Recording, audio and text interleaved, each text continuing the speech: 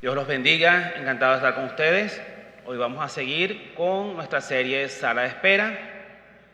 Y bueno, aquí les quiero presentar a mi familia. Mi nombre es Daniel Sánchez, también bella hermosa esposa Noemí, mis hijos David y Moisés. Mi hijo mayor Daniel no está en la foto porque tiene ya 2 años en España, necesita venir para acá a tomarse una foto. Muy bien, seguimos en la sala de espera. ¿Cuántas veces vamos a esperar? ¿Cuántas veces vamos a decir, Señor, ¿cuándo es mi turno? ¿Cuándo me toca a mí? Estamos siempre en una constante sala de espera. Pero lo importante no solamente es esperar, sino esperar en Dios. Muchas veces estamos en un aeropuerto, o vamos a salir, o vamos a recibir a alguien, y a veces nos desesperamos que el avión no ha llegado, sobre todo si son vuelos nacionales, y entonces si el retraso de la cuestión y el avión no llega. O lo otro, cuando pensamos, ¿y cuándo me iré yo? ¿Cuándo viajaré? O lo otro es cuando estamos en la sala de espera de un hospital. Hay 3 variantes, porque yo soy médico y soy intensivista, y quería comentarles algo. Están los que esperan el turno para poder entrar a la consulta médica, pero también están los familiares que esperan por un paciente enfermo. Y a mí me ha tocado estar del otro lado. De hecho, tengo casi 30 años estando del otro lado porque yo trabajo en terapia intensiva. Y paso y veo a los familiares esperando noticias de su familiar que está en la terapia y me preguntan, doctor, ¿cómo está? ¿Cómo sigue mi familiar? Yo por lo general a mediodía paso a los familiares y le comunico cómo es la evolución de sus pacientes, de sus familiares. Muchas veces hago una oración y me armo de valor, porque como digo cuando hablo con ellos, cuando estoy aquí sentado no puedo decir mentiras y tengo que decirle a sus familiares la gravedad de cómo está. Tengo que decir la verdad, claro, no se lo digo tan crudamente, pero sí le voy diciendo, y sobre todo les pido, oren porque la última palabra la tiene Dios. Piensen a veces que no solamente son los que están sentados, sino el médico que está adentro peleando con Dios para salvar al paciente, que también tiene que comunicar, también está esperando. Yo en la terapia espero mucho, espero que mis pacientes se recuperen y también tengo que reunirme con los familiares para decir cómo están. Pues bien, muchas veces hacemos con este salmo, decimos, ¿hasta cuándo, Señor? El Salmo 13:1, ¿hasta cuándo, Señor, me seguirás olvidando? ¿Hasta cuándo esconderás de mí tu rostro? ¿Cuándo me llegará mi turno? ¿Cuándo me toca a mí, Señor? ¿Cuándo soy yo el elegido? ¿Por qué Él y no yo? Hay que esperar en Dios. Hay que orar, hay que bendecir a Dios todos los días. Y muchas veces decimos eso y nos olvidamos de que a través de la historia Dios siempre cumple su palabra. Los judíos, los hebreos, duraron 400 años en esclavitud en Egipto, 400 años, hasta que Dios los liberó. Mandó a Moisés y Moisés liberó al pueblo de Israel. Dios lo liberó a través de Moisés. Abrió las aguas, hizo fuego, hizo las 10 plagas, todas estas maravillas que hizo Dios, y aún el pueblo estaba incrédulo, porque lo importante de esperar no es la parte más difícil. Lo que es más difícil es lidiar con las consecuencias que se toman y las decisiones equivocadas cuando uno se desespera. Muchas veces cuando estamos esperando, nosotros nos tratamos de tomar atajos sin ver a Dios, sin confiar en Dios, y muchas veces esos atajos nos traen graves consecuencias. Igual le pasó a los hebreos. En Éxodo capítulo 32, versículo 1 dice, viendo el pueblo que Moisés tardaba en descender del monte, se acercaron entonces a Aarón y le dijeron, levántate, haznos dioses que vayan delante de nosotros, porque a este Moisés, el varón que nos sacó de la tierra de Egipto, no sabemos que le haya acontecido. Imagínense ustedes, después que Dios abrió las aguas, después que mandó las 10 plagas, incluyendo la última plaga que era la muerte de los primogénitos, después que con fuego acabó con los egipcios, todavía ese pueblo incrédulo agarró e hizo un becerro de oro para adorarlo, porque ellos necesitaban un becerro de oro. No sabían que tenían el Dios del universo con ellos, o sea, no lo internalizaron después de todos los milagros y todas las maravillas que hizo Dios. Y entonces se desesperaron y tomaron un atajo, tomaron el camino que no era. ¿Cuántas veces nosotros tomamos atajo? Me quiero ir del país, definitivamente aquí no se puede vivir. ¡Wow! Y me voy por Cúcuta. Y ahí no solamente tengo el problema de los militares que me sacan el dinero antes de salir de Venezuela, sino en Cúcuta también muchas veces me explotan, me estafan, paso hambre. O sea, por desesperarme y por no buscar la dirección de Dios. Nosotros tenemos que buscar siempre la dirección de Dios. ¿Cuál fue la consecuencia de este pueblo? La consecuencia fue, primero, que según Levítico, Moisés ordenó matar a todos los sublevados. Y segundo, y por las múltiples faltas que hizo el pueblo de Israel, Dios se enojó y les dijo que esa generación no vería en la tierra prometida. Y duraron 40 años vagando por el desierto hasta que murieron todos y fue la siguiente generación la que vio la tierra prometida. Entonces, una decisión mala trae consecuencias. No debemos desesperarnos. La pregunta es, ¿qué podemos hacer mientras esperamos? ¿Qué podemos hacer? ¿Qué nos dice Dios que hagamos mientras esperamos? Este es el pensador de Rodin que está en el Museo Rodin ahí en París. A veces nosotros no sabemos qué camino agarrar. A veces nosotros tratamos de ir por algún camino, pero no sabemos cuál es el correcto. Quisiéramos tener una guía, algo que nos dijera, mira, es por acá, es por allá, a la derecha, a la izquierda. ¿Cuántas veces no quisiéramos tener un GPS? ¿Saben lo que es un GPS? GPS es el Global Position System, que es un aparatico que te dice, se baja a la derecha, a la izquierda, que te dice la dirección y es satelital. Recuerdo yo, cuando viajé con mi esposa a los Estados Unidos, nosotros llegamos a Miami, íbamos a Orlando, no teníamos GPS y fue puro preguntando. Ustedes se imaginan, en otro país que no hablábamos muy bien inglés, preguntando cómo llegar a Miami. Después cuando llegamos a Miami, para llegar al hotel duramos como casi 2 horas hasta llegar al hotel. Recuerdo yo que incluso en una estación de gasolina, me paré a echar gasolina y a preguntar cómo hacía para llegar al hotel y se me acercó un señor para pedirme dinero. Y el señor me dice en inglés que quería dinero y yo digo, no hablo inglés. Y me dijo, pues por favor, ¿me puedes dar una moneda? El tipo era bilingüe. Entonces le di una moneda. Lo interesante de esto es que posteriormente a esto adquirimos un GPS y fue una maravilla porque le pusimos el nombre, porque como era GPS le pusimos el nombre de mujer, porque era una mujer la que nos hablaba. Yo le llamé Gloria Patricia Sarmiento, ¿ok? Pues GPS, Gloria Patricia Sarmiento. Entonces yo en la mañana le aprendía, mi amor, ¿para dónde vamos? A la derecha 10 metros y cruce a la izquierda. Ahí seguía. Y yo le decía a mi esposa, mi amor, esta es la mujer, por lo menos que yo le hago más caso que a ti, por lo menos aquí en Estados Unidos. ¿Ok? Esa es la única mujer que me puede mandar después de mi esposa. ¿Ok? Por lo menos en Estados Unidos me mandaba esa mujer, me decía a la derecha, a la izquierda, y de repente cuando yo me equivocaba decía recalculando.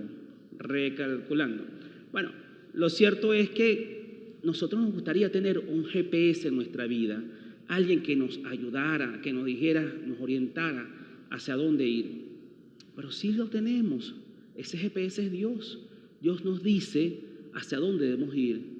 Dios nos orienta, nos enseña el camino y ya Jesús nos los mostró. Y es por eso que GPS, para que lo recuerden como regla mnemotécnica, vamos a hablar de cada una de sus letras. La G entonces significa gratitud. Debemos agradecerle a Dios todos los días. ¿Qué tenemos que agradecerle a Dios? Primero, que nos regaló un día más de vida. Segundo, que tenemos oxígeno que respirar, tenemos un techo sobre nuestra cabeza, tenemos alimento que comer, tenemos los pájaros que están cantando, tenemos un empleo, tenemos amigos, tenemos una iglesia y lo tenemos a Él. Todos los días agradezcanle a Dios porque les regala un día de vida. Agradezcanle a Dios que tienen salud. La salud es un tesoro. Después de Dios, creo que es uno de los más grandes tesoros que podemos tener, es la salud. Porque con la salud podemos conseguir todas las demás cosas. Con Dios y la salud podemos conseguir las demás cosas. Entonces, la gratitud. Agradezcanle a Dios siempre por todas las cosas que Él les da. Y como dice el Salmo 116, versículos 17, llevaré hasta tu altar una ofrenda de gratitud y oraré en tu nombre. No solamente agradecerle, sino darle una ofrenda a Dios de gratitud. No solamente la ofrenda que damos aquí en la iglesia, sino el servir es una ofrenda que le damos a Dios. Cuando servimos en iglesia, cuando servimos a los demás, cuando ayudamos a nuestro prójimo, estamos dando una ofrenda a Dios. Porque el mismo Jesús dijo, cuando le hagan esto a uno de mis hermanitos, a mí me lo están haciendo. Vean esta foto que está acá. Ese bebé que está ahí se llama Moisés Daniel Sánchez. Es mi hijo más pequeño. Moisés nació prematuro, de 25 semanas. Mi esposa tuvo una ruptura prematura de membrana y vamos a la clínica y lo primero que dijo el obstetra es que el feto no era viable, que no podía. Mi esposa le dijo, doctor, hospitalíceme que yo creo en los milagros. Y mi esposa duró hospitalizada 12 días, y después mi hijo duró 47 días en terapia intensiva del Hospital de Clínicas Caracas, con mangueras y tubos por todos lados. El mismo doctor se me acercó a mí y me dijo, mira, no solamente que no es viable, primero porque es varón y los varones resisten menos que las hembras, y segundo, va a quedar con secuelas. Habría que llevarlo a un neurólogo, un cardiólogo por las cardiopatías, un oftalmólogo porque después no ven bien. O sea, nos pintó un panorama terrible. Y nosotros estábamos en esa sala de espera 47 días. Nosotros todos los días íbamos, orábamos por nuestro hijo, orábamos por él, lo acariciábamos, le rendimos todo a Dios. Nos decían, hoy orinó 12 cc, hoy subió 2 gramos. Moisés nació pesando 900 gramos, menos que un aguacate, ¿ok? Y era muy, muy pequeñito. Y la gente decía, bueno, mira, eso está difícil con Moisés. Sin embargo, nosotros decidimos creerle a Dios. En nuestra sala de espera, nosotros orábamos afuera, antes de entrar a ver a Moisés, orábamos en la casa, y teníamos tanta fe que Dios lo iba a salvar, que hoy en día, esta es la foto donde está mi esposa, mi hijo David es el de la derecha y mi hijo Moisés es el de la izquierda.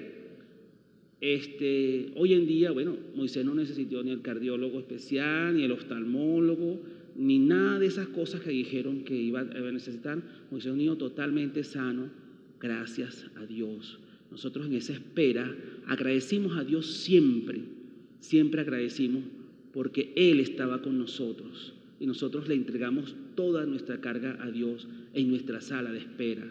Cuando usted esté esperando algo, confíe en Dios, confíe que Él se lo va a dar.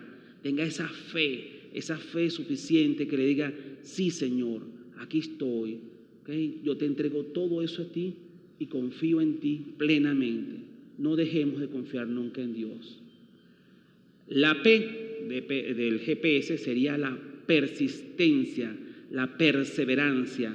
Nunca nos echemos hacia atrás, siempre debemos perseverar, siempre tenemos que ir hacia adelante porque Dios está con nosotros.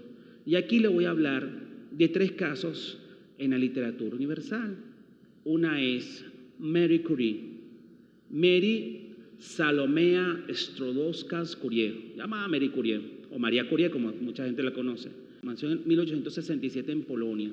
En esa época Polonia era parte del Imperio Ruso y todos esos países eran muy machistas. Las mujeres no podían estudiar, las mujeres solamente estaban hechas para la casa y para servir al marido. Esa era la época, una época muy machista. Marie Curie quería ser científica, quería estudiar, pero era difícil que ella pudiera estudiar y se inscribió en una universidad flotante en Polonia, donde pudo estudiar. Una universidad flotante era así como una universidad abierta, pero que no tenía suficiente prestigio porque no podía inscribirse a una universidad formal. Ella trabajó como institutriz cuidando niños en Polonia, en la casa de un tío que tenía mucho dinero. El primo de ella se enamoró de ella y quisieron casarse, pero el papá de no lo dejó porque no iba a permitir que su hijo se casara con una mujer pobre. La hermana se casó y su esposo se fue a vivir a París con su hermana. Y ella, aprovechando eso, se fue hasta París, siempre persistiendo. En París se logró inscribir en la universidad en París y empezó a estudiar y a tener muy buenas calificaciones. Ella decidió incluso no involucrarse sentimentalmente con nadie hasta después de graduada, cuando se casó con uno de sus profesores llamado Pierre Curie. Pierre Curie y Marie Curie fueron las personas que experimentaron con el radio y ella describió dos elementos, radio y el polonio por Polonia, le puso el nombre desde su país natal, y fue la primera mujer que ganó el premio Nobel, pero no solamente fue la primera mujer que ganó el premio Nobel, sino que fue la primera persona, ni siquiera mujer, en ganar 2 premios Nobel.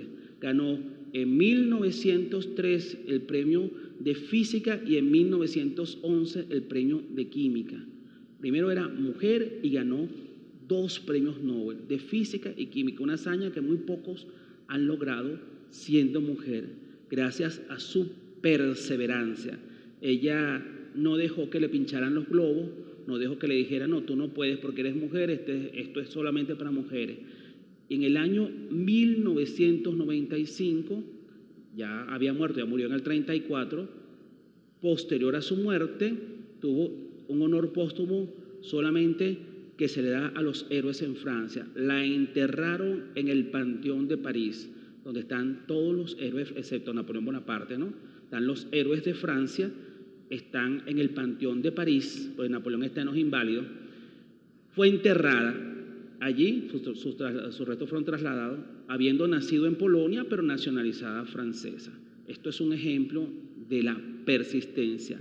Otro ejemplo de la persistencia es el de Alexander Fleming, que fue un científico escocés del Imperio Británico, quien descubre por accidente la penicilina. Él jugaba fútbol y gracias a una beca de fútbol fue que pudo entrar a estudiar en Londres. Sin embargo, es lo que siempre le gustó fue la parte de la penicilina, la parte de la investigación científica, y comenzó a trabajar en eso, hacía con cápsulas de Petri cultivos y cultivos y cultivos, y bueno, eran fracaso tras fracaso tras fracaso, hasta que un día, por un error, una de las cápsulas de Petri quedó fuera un fin de semana y se contaminó. Cuando él llegó el día lunes y la Bedel y le dijo, doctor, ¿puedo botar estas cápsulas? Que esas cápsulas tienen algo raro. Cuando él vio, dijo, no las bote, vio que se habían contaminado de un hongo y el hongo hacía que las bacterias se rechazaran.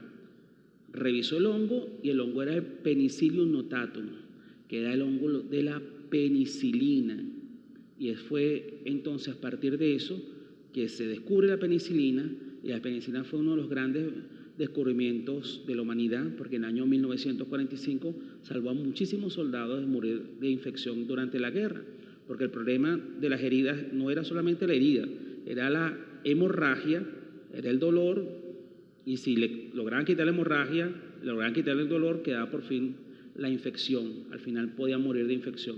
Pues gracias a este hombre y a su persistencia, ya su terquedad, porque cualquiera hubiese dicho, después de años de investigación, no, ya, yo lo dejo así porque ya me cansé, pero persistieron. Y el último ejemplo de persistencia que quería hablar era de Henry Ford. Ese que está ahí es el modelo T. Ese es el modelo de auto más famoso de esa época, el modelo T. Él lo inventó a los 45 años.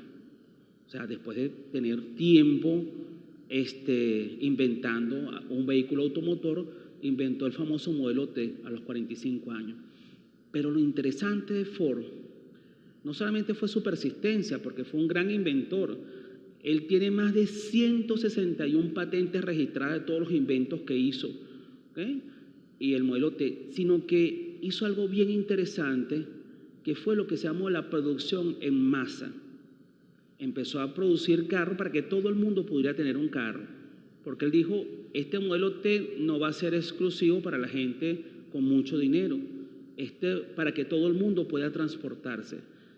Y de tracción a sangre, que era por caballo, comenzó la tracción por los motores, automotor, a gasolina. Y fue Henry Ford quien ideó esto de la producción en masa, contratando muchísimas personas, dándoles muy buen sueldo, y se hizo producción en masa del modelo T, y todas las personas que podían comprar, que tampoco era tan caro, podían tener el modelo T, no era exclusividad para la gente con mucho dinero. Lo interesante de esto es que Ford, aparte de beneficiar a la humanidad con sus inventos, también benefició a toda la industria automotriz y a las personas que trabajaban. Eso es su persistencia quien ayudó a esto. Entonces, Romanos 5:3 dice, y no solo en esto, sino también en nuestro sufrimiento, porque sabemos que el sufrimiento produce perseverancia. La perseverancia entereza de carácter, la entereza de carácter y esperanza. ¿Qué significa esto? Que a veces cuando esperamos, sufrimos y padecemos, pero eso nos hace más fuerte. La espera nos hace fuerte. A veces podemos sufrir, a veces podemos tener percances, pero tenemos que seguir teniendo fe en Dios. Y esto nos hace pensar que, por ejemplo, Moisés fue a los 80 años que liberó al pueblo de Israel, el pueblo hebreo. Moisés, que después de haber sido príncipe de Egipto, tener el nombre de ser príncipe de Egipto y todas las prebendas y todas las cosas que pueda tener en el imperio que era Egipto en ese momento, Moisés, después de esto, fue desterrado, después que mató a aquel capataz, que era egipcio. Y después, a los 80 años, fue que regresa Moisés, porque Dios se lo ordenó, para poder liberar al pueblo de Israel. Otro ejemplo de sufrimiento es los cristianos. Después que la muerte de Cristo comienza la era cristiana. Y con esta era cristiana, los cristianos comenzaron a predicar el evangelio en todo el mundo. El imperio romano era el imperio más poderoso en ese momento. De hecho, era el único imperio que había en el occidente. Y comenzó a torturar y a matar a los cristianos porque sus creencias iban en contra de las leyes romanas. Primero Nerón, posteriormente Diocleciano, y siguieron una serie de emperadores que persiguieron a los romanos. Durante casi 400 años, los romanos torturaron, masacraron a los cristianos, pero los cristianos no flejaron. No dijeron, no, bueno, vale, porque nos están matando, vámonos a cambiar de religión o nos vamos de aquí. Esto está muy fregado, yo me voy para España, me voy para África, porque esto está muy fregado, no, los romanos están matando. No, persistieron. Los cristianos siguieron adelante, no se aminoraron ni porque los torturaban ni porque los perseguían, llevaban su mensaje de amor. ¿Cuál fue la consecuencia de eso? En el año 350, por ahí después de Cristo, Constantino asume la religión cristiana y Roma completa se convierte al cristianismo. Y de hecho, Roma es uno de los países más cristianos del mundo, es cristiano católico, y de hecho ahí está el Papa de Roma, que es cristiano, y el imperio romano se cristianizó completo y toda Europa fue cristiana. O sea, la persistencia de los cristianos más la ayuda de Dios terminaron haciendo todo un continente cristiano. Mateo 21, 22 dice, si ustedes creen, recibirán todo lo que piden en oración. Oren, hay que orar todos los días. Oremos a Dios, tengamos fe, porque si usted cree, lo recibirá. Este galán que ustedes ven aquí, ese es mi hijo David Alejandro. Esa fue una foto hace mucho tiempo en el club hípico. Él era de natación, él representaba al club asturiano, ganó varias medallas de natación. Pero la foto no es para que aprecien el galán, sino la foto es para decirle que cuando mi esposa estaba embarazada, tuvo una hemorragia del primer trimestre. Y en esa hemorragia del primer trimestre son fatales. Yo soy médico y vi a mi esposa sangrando. Fuimos para el obstetra, le hace una limpieza y era mucha sangre y le dijo, si estabas embarazada, ya no lo estás. ¿Okay? Le hizo un eco y no vio nada. No, ya no hay nada, ya no estás embarazada. Y mi esposa empezó a orar y a decir que sí, que estaba embarazada. Y yo le pinchaba los globos, mi amor, no estás embarazada. Me dice, sí, yo siento que estoy embarazada. Mi amor, no estás embarazada. Yo vi el sangramiento, yo vi el eco, tú no estás embarazada. O sea, yo pinchando los globos porque no quería que se creara falsas ilusiones, para protegerla. Y ella oraba y decía, sí, mi hijo está ahí, estoy embarazada. Y yo seguía insistiendo. Y mi esposa yo veía que se levantaba, lloraba con esa persistencia, lloraba todo el tiempo y le pedía a Dios que pegara a su hijo, que lo salvara, que todo eso. Hasta que un día me llama y me dice, Daniel, me hice el eco con otro médico y estoy embarazada. Fuimos al obstetra de ella, le hicieron el eco y estaba embarazada. ¿Qué hice yo? Simplemente me entregué, me arrodillé e hice una sumisión a Dios, entregarme a Dios. Dios, tú eres poderoso, tú eres el que todo lo puede. O sea, yo vi el sangramiento, yo vi el saco vacío y estaba embarazada. Simplemente un milagro de Dios. Uno tiene que entender que la vida de uno está llena de milagros. Y yo puedo decir ahorita que mi vida está llena de milagros. Yo vivo 2 milagros todos los días. Todos los días cuando me levanto, veo que el sol brilla, que Dios me ha puesto ese sol maravilloso, que Dios me da el oxígeno, que tengo un techo, que tengo salud, que tengo una hermosa familia. Dios me bendice tanto que yo tengo que agradecerle todo el tiempo a Dios por sus bondades y sus gracias. Realmente, cuando yo vi que mi esposa estaba embarazada, iba en contra de todo lo que yo había aprendido, simplemente me entregué a Dios y digo, mira, Dios, contra ti nadie puede porque para ti no hay nada imposible. La última letra del GPS es la sumisión y es sumirse a Dios, sujetarse a Dios. Él todo lo puede. O sea, usted sujétese al Señor porque Él lo sabe todo y Él lo puede todo. Y Él te va a dar todo lo que tú quieras si tú le oras y tú eres sumiso a Él. Y aquí cuando hablamos de sumisión, podemos hablar de un ejemplo que era de Abraham y Sarai, que tanto le esperaron ese hijo llamado Isaac, que Dios se lo dio cuando ya eran viejos, porque Dios no se olvida de sus promesas jamás. Dios le dio a Abraham y Sarai, le dio a Isaac ya cuando eran viejos y les dijo, este es tu hijo de tu vejez y este va a ser el hijo de todas las naciones, porque Dios le dio la promesa a Abraham que iba a ser padre de una gran nación y que su descendencia iba a ser como las estrellas. Sin embargo, en Génesis 22:1 dice, pasado cierto tiempo, Dios puso a prueba a Abraham y le dijo, Abraham, aquí estoy, respondió. Y Dios le ordenó, toma a tu hijo, el único que tienes y al que tanto amas, y ve a la región de Moira. Una vez allí, ofrécelo como holocausto en el monte que yo te indicaré. Ustedes se imaginan todo lo que significaba para ese hombre después de viejo tener un hijo con su esposa que amaba, que era Sara, y ahora Dios se lo estaba pidiendo que se lo diera en sacrificio. O sea, ustedes se imaginan el dolor de Abraham de decir, concha, Dios, tú me diste el hijo, ahora me lo vas a quitar. O sea, los que somos padres saben lo que duele un hijo. O sea, y peor que tú mismo tengas que matarlo y sacrificárselo a Dios. Abraham estaba destrozado. Estaba destrozado porque lo que Dios le había pedido para él era muy duro. Sin embargo, ¿qué hizo Abraham? Abraham fue y obedeció a Dios.